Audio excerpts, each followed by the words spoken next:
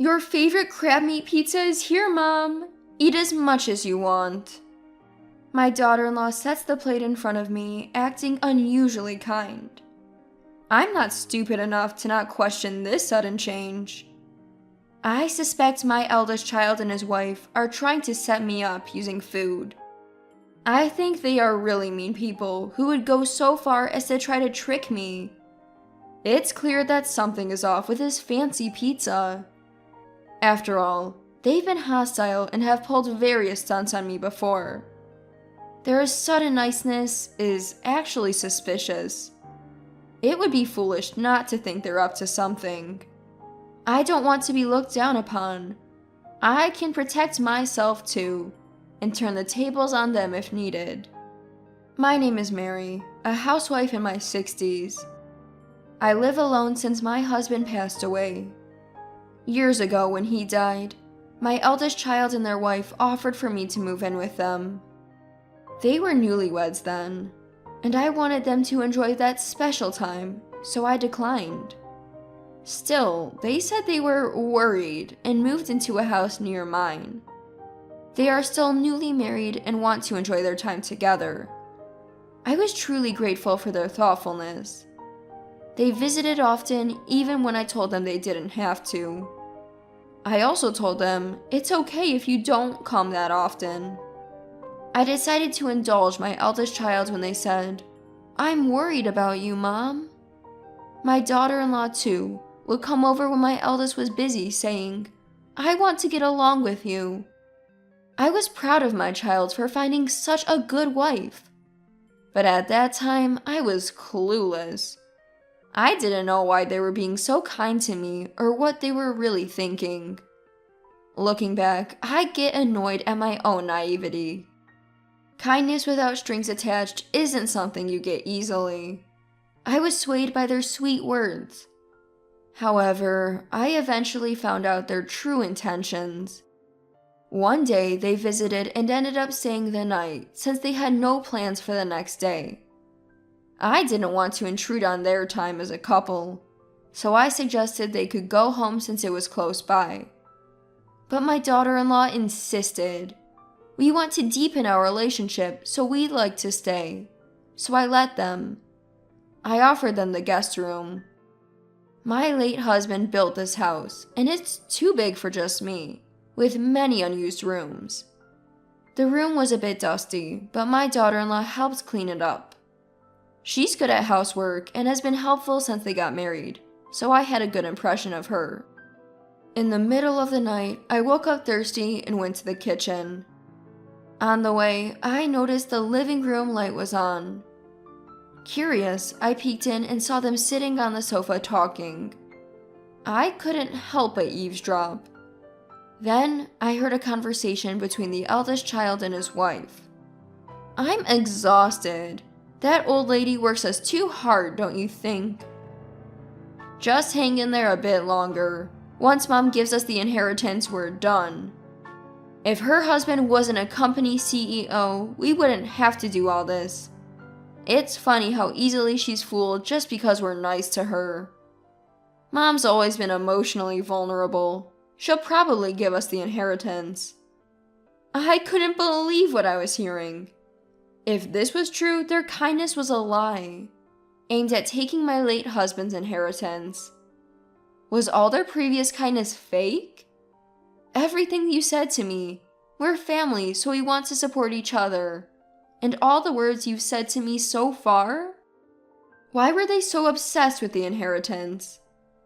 I didn't see him having any trouble with money, but maybe he's in a lot of trouble and I'm just not aware of it. Why would you go to such lengths for your heritage? Do they just want money? I was curious as to why the couple acted like this, so I decided to ask them about their current behavior. After asking around the neighborhood and among friends, a shocking truth came to light. They were both deep into gambling and had amassed a huge debt. It was an amount they couldn't possibly repay with regular jobs. I understood why they'd be desperate for the inheritance. My late husband had left a considerable amount to our eldest child. Even if it was less than what I received, it was a significant sum. They had squandered it all and turned it into debt. Their kindness was all for the sake of getting the inheritance from me. I became cautious around them from then on. Do you need any help, Mom? We want to be there for you. I'm fine, thank you. I've gotten used to living alone. Please prioritize your own lives. My daughter-in-law responded with empty words. I'm glad to hear that. But her face had turned stern. She's probably annoyed because I'm not dancing to her tune. Who do they think they're fooling? I don't need kindness that expects something in return. One day, after keeping my distance from my eldest child and their spouse, I got a call from my daughter-in-law. We need to talk. When I arrived at their home, I was led into the living room and asked to sit on the sofa. Then daughter-in-law spoke with a serious tone. Do you have a new love interest, Mom? I was taken aback. I had no idea how she came to that conclusion.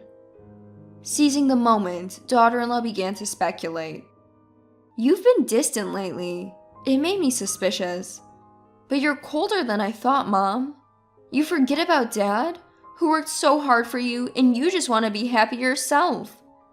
There's no one else. You're mistaken. Even when I denied it, daughter-in-law wasn't listening. She had no evidence. But she probably thought that if I had a new love interest, it would be a problem for them. After all, that person might get their hands on my money. Mom, you should really reconsider dating at your age. Have you thought about your position?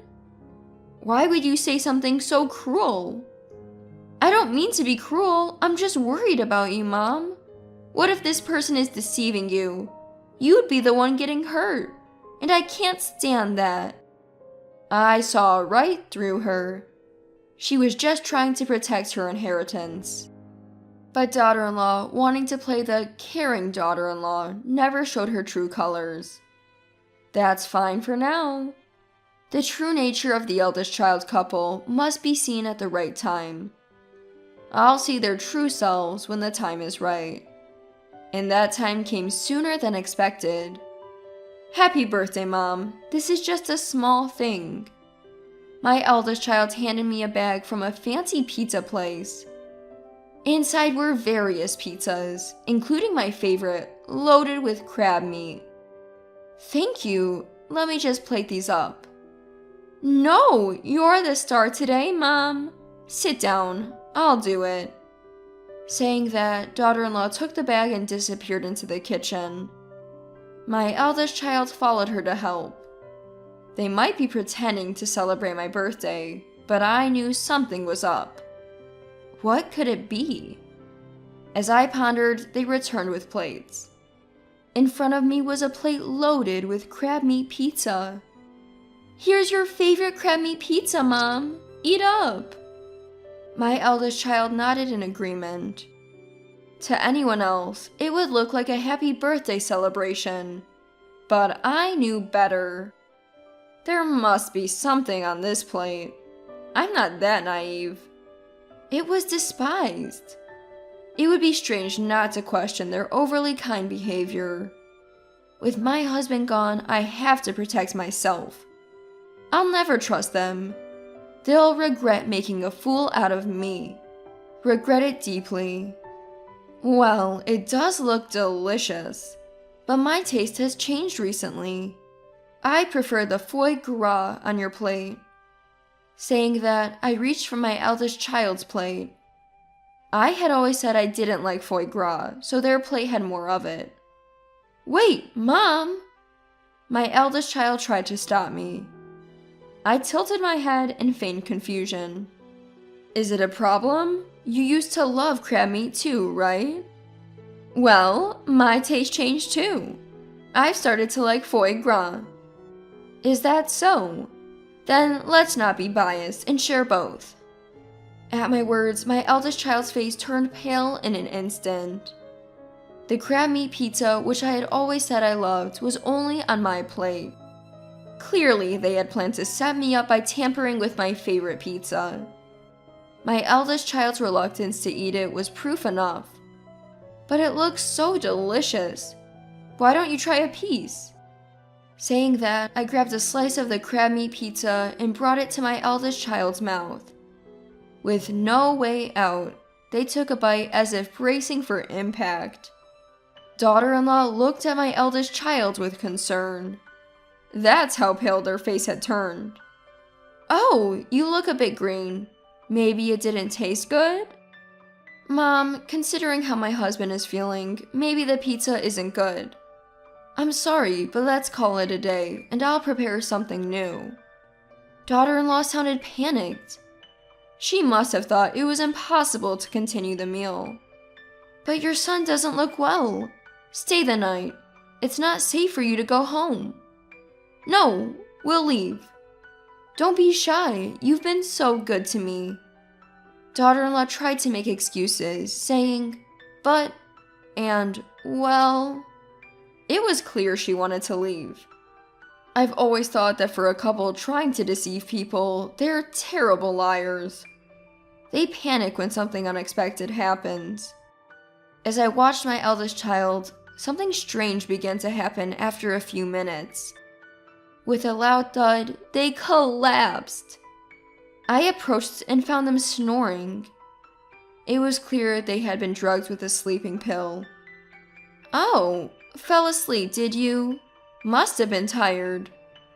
As I tilted my head, daughter-in-law shouted, "Oh, enough! Why won't things go as planned? We talked about how important today was. Wake up now." Saying that, daughter-in-law slapped my eldest child's cheek. Still, they showed no signs of waking. I was stunned, witnessing the moment their true selves were revealed. Ignoring me, daughter-in-law began to spill the beans. "I've been playing the good daughter-in-law, thinking if I buttered you up, I'd get the inheritance and clear our debts. Today was supposed to be the last day. We were going to put you to sleep and steal your banking card. It's all your fault nothing worked. What are you going to do about it?" Daughter-in-law glared at me. "So they plan to drug me and steal my banking card. Using someone's birthday for such a scheme is truly despicable.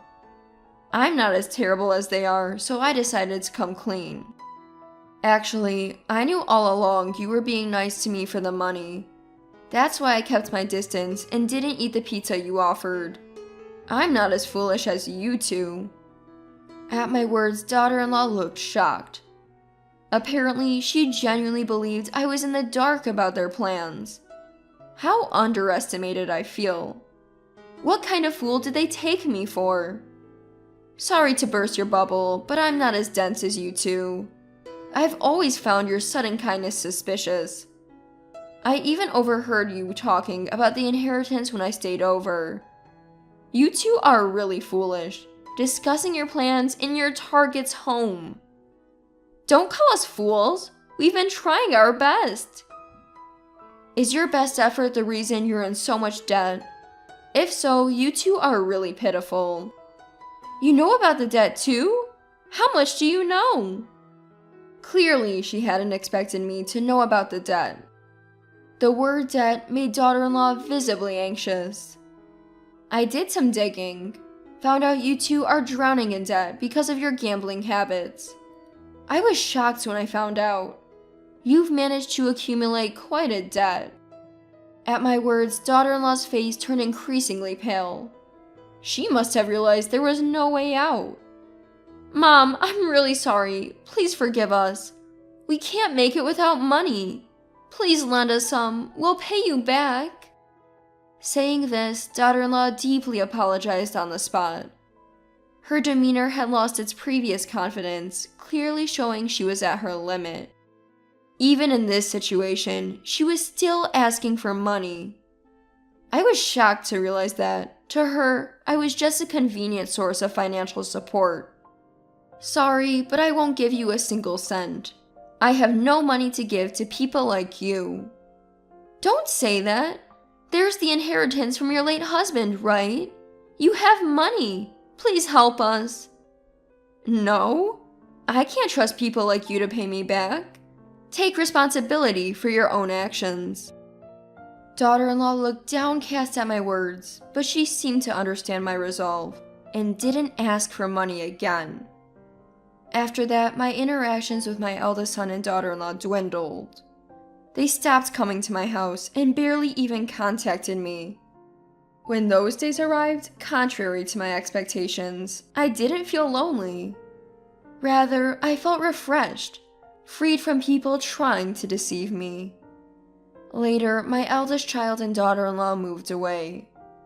According to neighbors, they were taken away by some rather shady-looking people. Probably they couldn't pay off their debt and were taken to a distant state. They might be in a terrifying situation there. They might be suffering so much they want to run away. But that's none of my business anymore. We're unrelated now. I reported the end of this turbulent chapter to my late husband's photo. It seems like his expression in the photo was one of relief. My only family is my late husband. The only person who truly stood by me and supported me was him. Life is short, but I want to live it strongly, cherishing the memories I made with my husband.